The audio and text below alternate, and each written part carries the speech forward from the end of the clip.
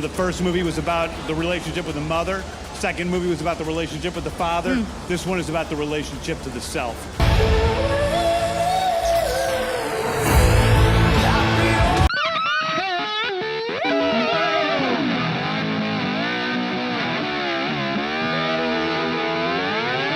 You're listening to Duck Dust FM.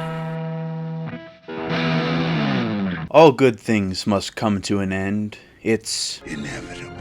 And yesterday, a film by James Gunn titled Guardians of the Galaxy Volume 3, written and directed by James Gunn and produced by James Gunn, was released, thus effectively ending the run of Marvel's last unmolested character set in the gallows of Phase 4 and 5. The film runs 2.5 hours long, and those $15 AMC beers sure make your bladder feel like the fucking Hoover Dam in a hurricane, so let's throw this plot into the wood chipper and break it down. The film begins with that test footage of young Rocket that was released online, along with what seems like an hour of the movie in total. The funny thing is that if they had cut that amount of time from the movie, it would have worked much to their benefit, as the film drags on, needlessly spinning its tires in the mud of overplayed jokes and dead-on-arrival gags.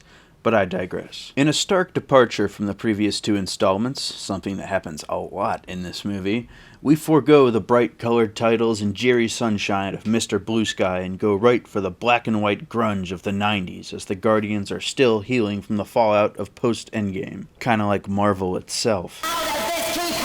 So they're sitting around being depressed when Christopher Adam Warlock attacks and tries to steal Rocket, bitching everyone before becoming the bitch himself later on. From here is where the movie essentially branches into two competing mirror images that seem to undercut each other at most times, more than support and add context to the story. One of these, which seems to pad runtime more than add context, is Rocket's flashbacks to his creation in childhood, where he is being experimented on by Dr. Emile Montemoreau, who wants to, do the Dr. Moreau thing, create a utopia of animal people. Rocket then meets three other uncomfortably adorable cybernetically fucked animals that he befriends, only for them to quickly and horrifically be killed in front of him in a scene that had audible sobbing throughout my theater. Meanwhile, the other intercutted film is your typical Guardians movie, full of humor, space action, and a heavy soundtrack, but we'll get to that later. Anyway, Adam Warlock basically killed Rocket for now, until they get his Disney Plus password from the Magic Kingdom headquarters to save him. So they leave behind extraneous characters like Kraglin and telekinesis Florence Pugh sounding communist dog, till the plot needs them again. Joke on them! I find happy dog planet. In 50 years, we all go back to Earth and obliterate the thrilling ending Kevin formulated. The Guardians arrive at the infosphere and break in wearing their aesthetically pleasing color palette of spacesuits, which they proceed to flush out into space once inside, in a scene that felt like it was straight out of the Three Stooges. So they get in with Gamora 2 from Endgame, who is now a Ravager and still clueless about who Peter is, but don't find the password code and decide to look on Not Earth, which is kinda like, you guessed it, not Earth, but kinda like Earth, and suspiciously like Peachtree City, Georgia. There's a possibility. I don't think so, Quinn. What the fuck was this movie's budget again? Oh well. You gotta pay all those people leaving your franchise somehow. The High Evolutionary gets disillusioned with Not Earth and decides to destroy it, while he sends a talking war pig, get it, to kill the Guardians. But it gets killed by Adam Warlock before anything really happens, thus effectively making someone who was at one point billed as the main villain of this movie not only a dumb, semi-useless background character, but now a good guy too, just because Elizabeth Debicki got blown up. As with most modern Marvel characters, just read the old comics if you want to keep your respect for them. Stop playing with my fucking name. I'll drill y'all. Stop playing with my name. No, I don't think I will. Rocket dies again for real for a few seconds in another emotional moment, before it's undercut by the Disney Plus password reviving him. Drax, Nebula, and Mantis come across some spray-painted children being held prisoner. At least they're not chewing on bullets like DC would have them. We're just gonna have to wait and see. We'll see how things go. So, What? The High Evolutionary then gets live-action Scooby-Doo, written by James Gunn, only it's not a robot underneath, it's Harvey Dent from The Dark Knight. The ship blows up, but Star-Lord has to make a daring escape and ends up dying like Yondu in the vacuum of space in another emotional moment that I'm just kidding. Adam Warlock saves him even though he already froze and his face puffed out and everything.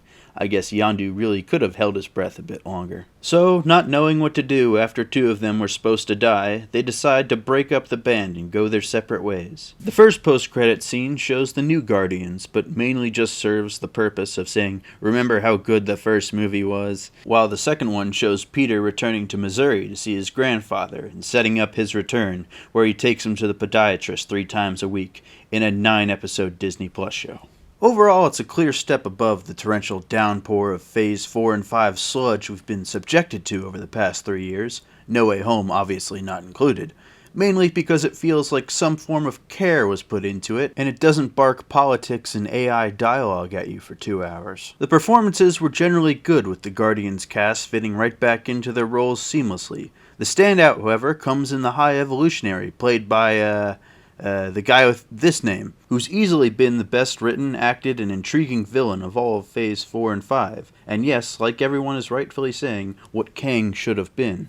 In terms of character, some convenient choices were made. Mantis, Telekinesis, Communist Dog, and even Nebula at some times become overpowered when they can defeat virtually anybody given their current abilities, yet only use them when the plot needs it. Mantis has mind control, Communist Dog has fucking telekinesis, and Mantis basically has the Iron Man nanobot ability. From the very start, it's shown to be Rocket's movie, and we get a healthy overdose of his backstory, yet like most elements of the movie, it drags on a bit longer than it needs to. Speaking of that, remember back when Guardians' humorous tone being introduced to a somewhat more gritty and serious MCU was like discovering fire to the Marvel execs, and they proceeded to inject as much of it as they possibly could into every Marvel movie, even where inappropriate?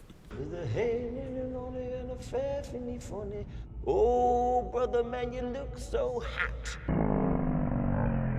Yeah, well, the case is no different here, unfortunately. The James Gunn humor that worked with ease a decade ago largely falls flat on its face, with jokes like Kraglin's good dog, bad dog bit and Mantis' sarcastic outbursts being stretched thinner than the plot of a She-Hulk episode. The length of these gags and banter often get as overindulgent as the runtime, and never really give you anything more than a poop joke or calling someone a douchebag, although we do get Marvel's first F-bomb. Open the door. I still would have liked an I am fucking Iron Man, or a fuck no from Kevin Feige after he read the Eternal script. Lastly, the soundtrack is a bit of an odd one. Outside of the occasional dips into the 80s and the ending scene one in the 2000s, it's based mainly in the depressing blare of 90s deep cuts, which again fits the darker tone but never really gets you in the uplifting Guardian spirit outside of the spacewalk and No Sleep Till Brooklyn scenes that both played well. My main critique is the choice of the opening song, which I feel could have been better to excite us or set us up emotionally going forward. Despite its flaws and Mandalorian style of ambiguously leaving the door open, despite Zoe Saldana, James Gunn, and Dave Bautista all exiting the franchise for good,